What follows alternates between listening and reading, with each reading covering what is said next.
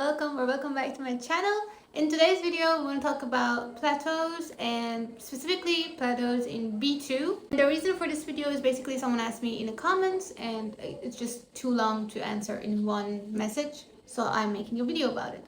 So this person has 3 problems that I see quite a lot with people who are at like a B2, B1, B2 level, and they usually have the same kind of problems. So what are the problems? One of the problems is the pronunciation is too hard because the person is pronouncing the words the way they would pronounce them in their mother language. The second problem is sentence structure, and this is a problem that I also sometimes have, especially with German. And because the sentence structures are so different from my mother language and other languages that I know, I struggle with making correct sentences. And the third one is unbalanced vocabulary. This happens specifically when you learn a lot about one field or your field, and then you miss on a lot of everyday vocabulary and stuff like that, right? I will give you the first really fast advice and then I will go and explain it more. But the thing is, it's easy to say, but not easy to do. So I will also give you some ways on how to do what I tell you, right? Okay.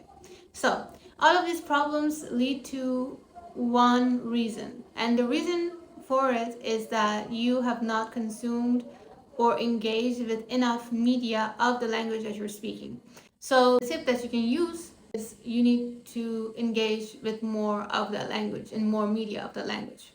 However, it's easier said than done, right? So I'm going to give you some ways on what I exactly mean and how you can put it in your daily routine without making yourself too tired. If you're someone who follows the news, switch to the language. So whatever languages you're learning, for example, if you're learning German, the Zeit or the Spiegel, these are really important newsletters. Inform yourself based on resources from your target language. This is one thing.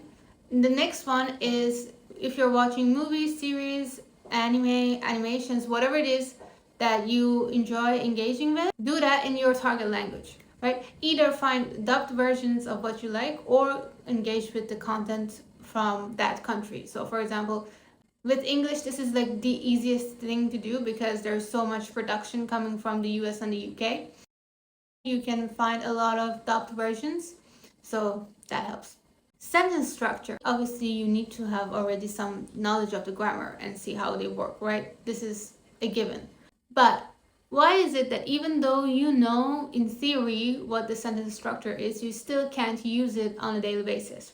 The reason is you haven't heard that enough in conjunction. So basically, you need to hear that thing and read it a lot and see it a lot in a phrase, so to say. Sentence structure is mostly a phrase in the minds of native speakers. So when a German person is speaking and they make like a Weilsatz, they don't think that they should put the verb at the end. That's what I think because I'm learning the language. For them, it just comes at the end because for them it's a memorized thing. Now, how can you do that?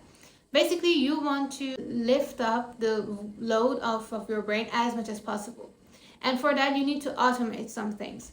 One way that you can really automate sentence structure is a hard thing, but also a very helpful thing. Make at least 50 to 100 sentences with that sentence structure. And when you do that, you will definitely have that automated. And it just comes naturally.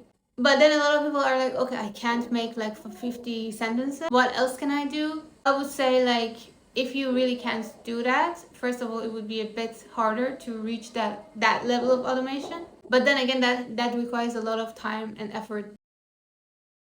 Maybe make at least 10 sentences and then listen for and read from a lot of different resources that you're like integrating in your natural daily routine and see where they're using that, right? So when you listen to a podcast, for example, today I saw something on TikTok.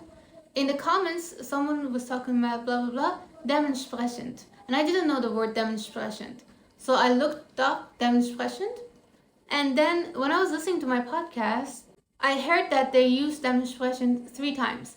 And then when I was reading an article from the news, I saw dementsprechend on there as well. So now I am more aware of demonstration, but the reason for that is not that I just had the luck that the article and the podcast had the same thing. It was just that beforehand I was not paying attention to that word.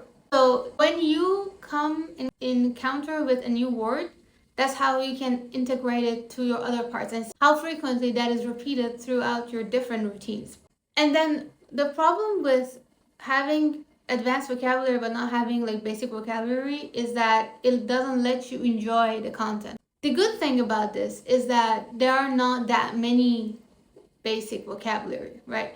Languages are very advanced, they have like a multitude of vocabulary, but basic everyday vocabularies are not that many. And how you can learn them, again, my suggestion is to learn them in context. How can you learn them in context? Watch more movies. If it helps you, and sometimes it does really, because for your listening ability, it's better to not look at something with subtitles. But for your understanding and for your vocabulary and learning, you need to be engaging as many senses as possible. So look at it, listen to it, read it, and write it. How do you do that? For example, when you're watching a movie, put on the subtitles in your target language.